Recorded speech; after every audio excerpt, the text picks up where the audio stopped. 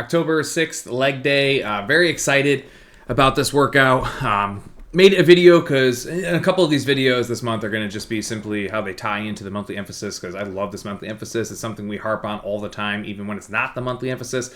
But again, of course, with every monthly emphasis, we're going to lean into it a little bit more than normal.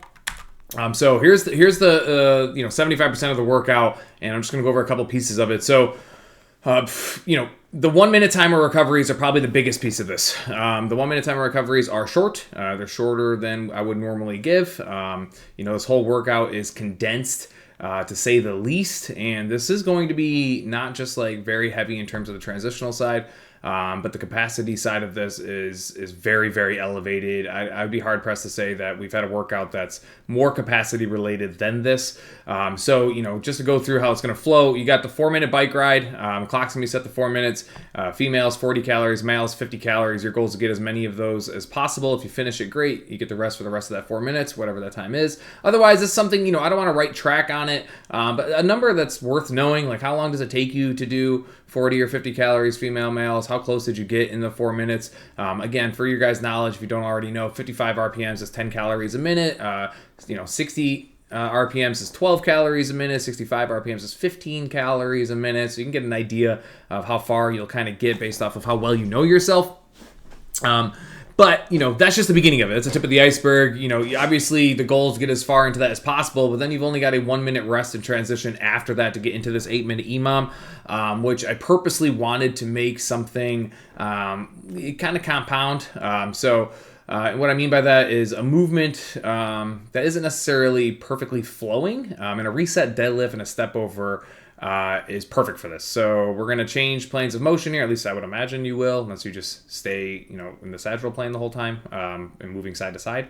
But we'll work in the frontal plane and the sagittal plane, which would be kind of cool. And then again, there's a situation here where a lot of people will probably rotate as they step over the bench. But the point is it makes it very choppy, which makes it really hard for people to get control over their breathing and regain composure, which I purposely obviously wanted to add into this. So I think coming off the bike, obviously quads, glutes are going to be on fire, depending on how hard you tried. Your ability to catch your breath in 1 minute isn't going to be super easy. And then we've got to go into this 8 minute EMOM, where based off of how you feel off the bike and how you transition off of the bike, it could be a strong indicator of what weight you can choose for these reset deadlifts. So my head goes to, watching you guys all the time for so long. Most people aren't going to want to swallow the pride pill on the weight. We're going to try to choose our normal weights, and you're going to realize that it's going to really take a toll on our rep counts, at least the first couple of minutes of the EMOM. The more conditioned you are, the quicker into this EMOM you'll realize, like, hey, all right, I started with 4 or 5 reps. I think I can do 6 or 7. I just needed a few extra minutes to catch my breath. And that's the piece that I like people to take mental notes on. Like, how long into this 8 minute EMOM did it take you to feel kind of normal coming off of the bike? Like, was it immediate?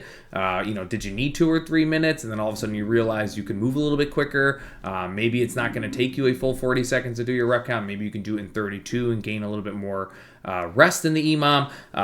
Did I lowball myself in my weight because I was so dead off the bike? I made an emotional decision there and really chopped my weight down, and now I find myself doing 7 or 8 reps because I feel bad because I grabbed too little of weight. But this is something you guys can think about before you come in. Remember, a reset deadlift is you have to put the weights back down on the ground every single rep. So you literally have to reset off the ground, deadlift off the ground, step over the bench, put the weights back down. That's one. Do it every single time. It's incredibly taxing to do that. Typically, when you see a reset deadlift, the goal is to increase the load. Like, you want to go way heavier than you would on like your typical set of deadlifts, because again, from a reset position, you do get to leverage your weight from the dumbbells, meaning you can drop your butt really, really low. You can get really deep into the squat and deadlift situation off the ground, which is, again, powerful. So normally weight is elevated here, which is why the rep count's so low. But again, tied into, following the bike will be fairly interesting. Another 1 minute rest and transition, which again is brutal. I'm going to say it straight up. Like, I know that going into it, if you're watching this video before you ever get here, like, you're just going to have to know at this point, like, it's going to be hard. And you're going to go and do a goblet sit squat. So another movement that I purposely wanted to put in that wasn't fluid. So like, it forces you guys to reset your bodies and work from a deficit almost, because you're starting from zero, right? So there's no momentum going on here. On a reset deadlift, there's no momentum. On a sit squat, there's no momentum because you have to sit all the way down. So again, would love to see weights elevated. Obviously, it's only as much as you can hold here.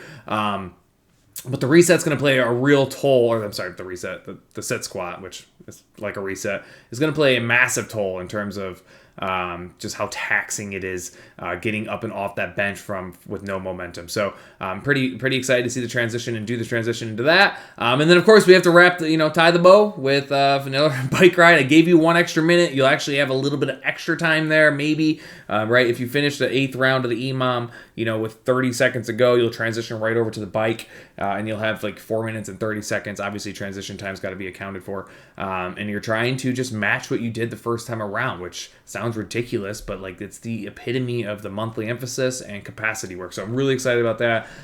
You're probably asking, is there anything else after that? Yeah, there is. So you guys are going to the second block. It's going to take a few minutes to regain composure. Not anytime, but most of the time you guys choose one. There are normally 2 movements that are very interchangeable, and sometimes I just kind of feel like, it doesn't mean they're exactly the same, but they're so similar, and we have the flexibility to let you work on which one you want to work on. Like, why not? I think that's the beauty of what we do at our gym. So you got walking lunges or step-ups. Just remember, if you do step-ups, hear me now, please. If you do step-ups, anytime it's in a lifting situation, like a strength training environment, you want to do all on one leg, then all on the other leg. Like, we do not want to be alternating here. If I'm doing my right leg, then my right leg stays on the bench or the box the entire set, and then you would just switch. And you can take breaks between that. Like, if your grip strength starts to give out, you can do everything on your right leg, put the dumbbells down for a second, shake it out, and then do everything on your left leg. But that's easily, physiologically, the best way to approach that. Then TRX bridge ham curls, everybody's favorite. I was trying to incorporate these more moving forward because they're just so valuable and productive and efficient. So you'll finish on those no matter who you are.